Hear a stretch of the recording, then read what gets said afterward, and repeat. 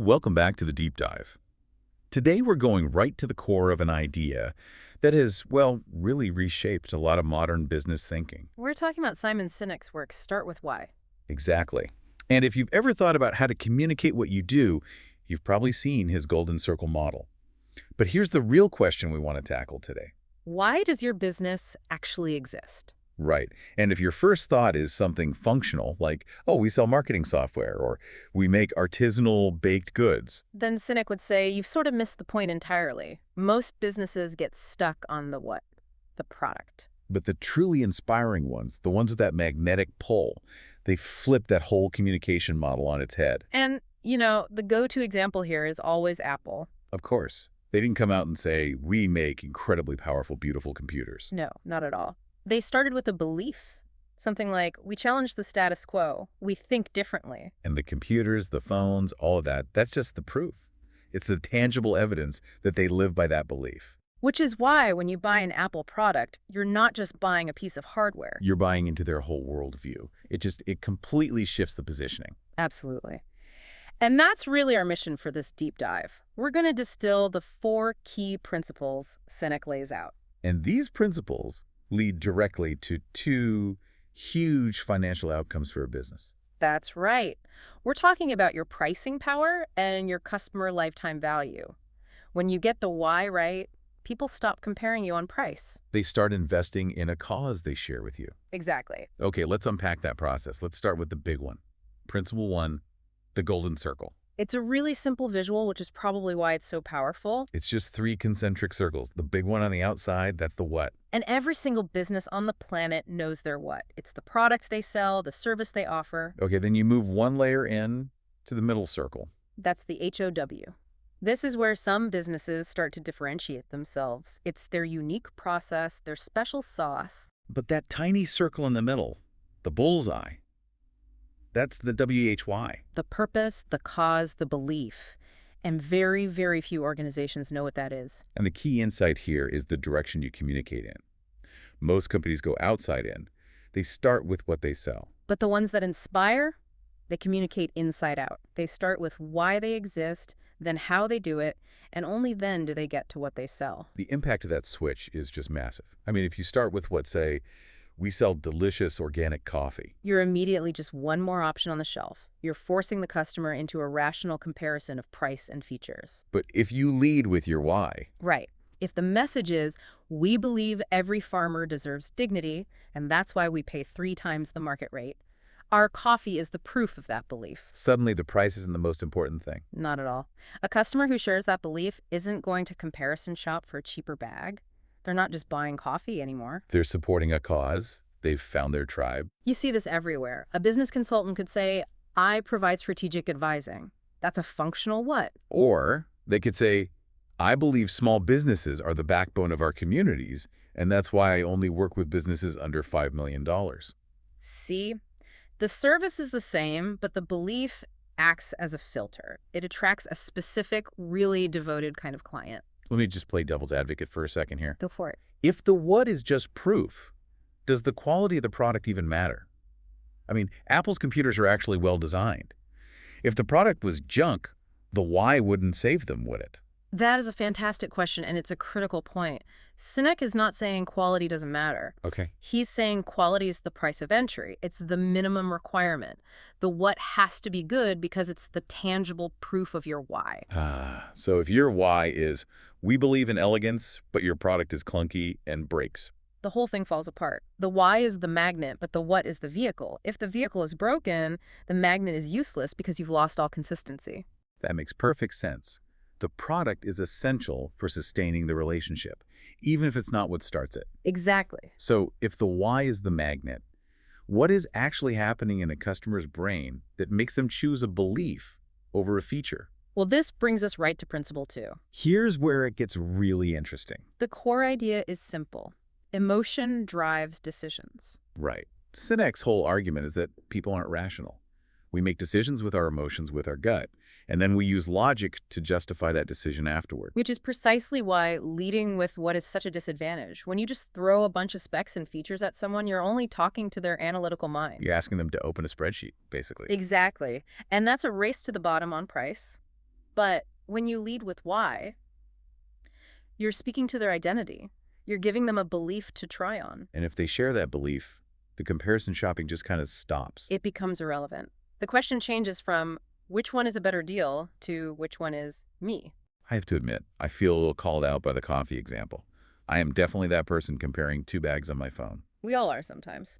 But when I think about the brands I'm truly loyal to, it's because I feel that connection to their mission, not just their roast profile. And that connection is what gives you pricing power.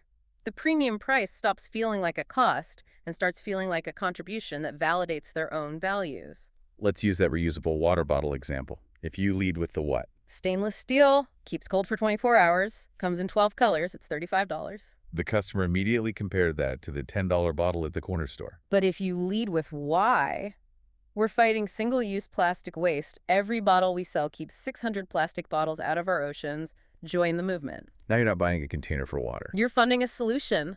The $35 feels like a small price to pay to be part of that cause. It's such a profound shift. You see it with online courses too. What is 100 hours of video, lifetime access, Q&A calls, $497. Standard stuff. But compare that to a why. Like, we believe career transformation shouldn't require you to go back to school and drown in debt. Education should open doors, not mortgage your future. A student who feels that way deep down, who distrusts that traditional system, they'll enroll without even thinking about the price of a competitor. The belief made the sale.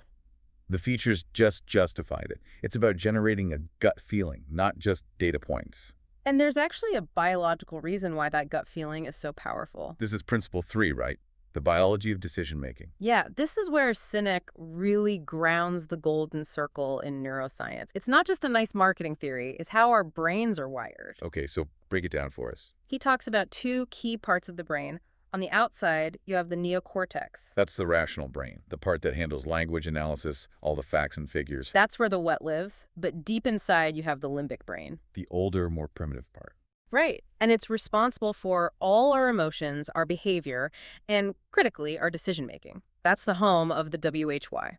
And the craziest part is that the limbic brain, the decision-making part, has no capacity for language. That's the kicker. That's a biological reason for phrases like, I don't know, it just feels right, or my gut is telling me to go with this one. The decision was made emotionally in the limbic system, and the neocortex is just struggling to put words to that feeling. So when a business just talks about facts and features, they're speaking to the neocortex. They're talking to the part of the brain that can analyze but can't actually make the decision. It's like they're giving their closing argument to the court reporter instead of the jury. That is a perfect analogy. The limbic brain is the jury that's already made up its mind. The neocortex is just the lawyer writing up the justification after the fact. Think about a big purchase, like a $5,000 business coach. If you speak to the neocortex, you say 12 weekly sessions, a proprietary framework, a calculated 300% ROI.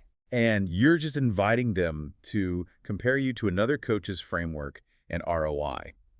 But if you speak to the limbic brain, you say, you started this business for freedom, but you feel trapped. We believe you can have the business and the life you dreamed of. That hits you right in the gut. The client feels understood. The decision is made right there. And it works for simple things, too. A meal delivery service. The neocortex approach is organic ingredients, 20 menu options. The limbic approach is you love your family, you hate feeding them junk.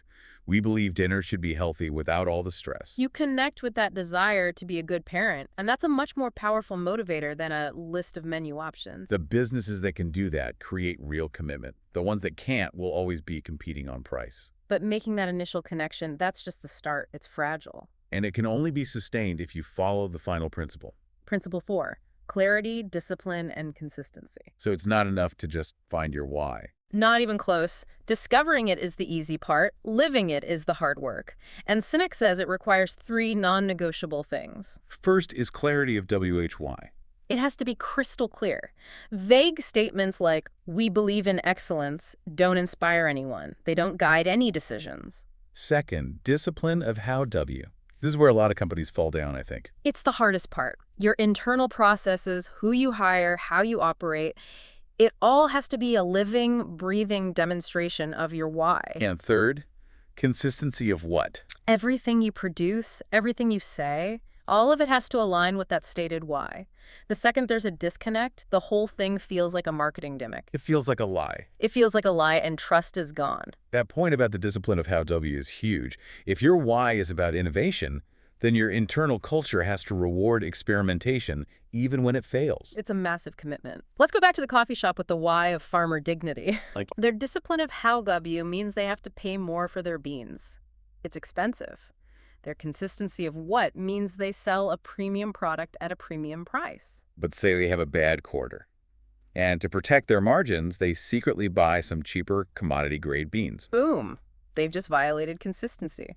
The customers who bought into their why will feel that betrayal instantly. And they're not coming back. Probably never, because the purpose has to guide every decision, especially the tough ones. So what does this all mean? The overall shift seems pretty clear. The old way was features and benefits and just hoping for a sale. The new way is to lead with purpose and belief. You don't find customers, you attract believers. You're not fighting a low-margin war over features anymore. You're building loyalty that makes price almost irrelevant. So for anyone listening, here's the immediate action you can take right now to start figuring this out. It's a simple exercise. Grab a piece of paper and write why at the very top. Step 2. Complete this sentence. I believe. And don't write about what you sell. Write about the conviction that actually drives you to do the work. Step 3. Be really specific. I believe in quality is not deep enough. Keep digging. And step 4 is to test it. A good why should attract your people, but it should also repel the people who don't belong. If someone who doesn't share your belief would still buy from you, you haven't gone deep enough. Finally, read it out loud. Does it feel true, or does it sound like corporate marketing copy? That gut feeling, that connection to your own limbic brain is your best guide. If you take away only one thing from this deep dive, let it be this. People don't buy what you do, they buy why you do it.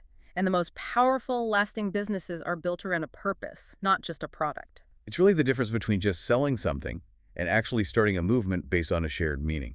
Most companies will keep chasing better features. You now have the blueprint to focus on something so much more powerful. And here's a final provocative thought for you to think about.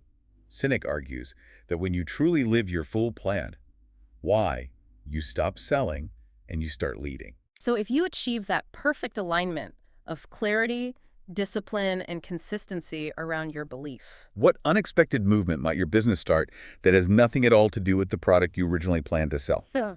That is the true power of purpose. Start with why.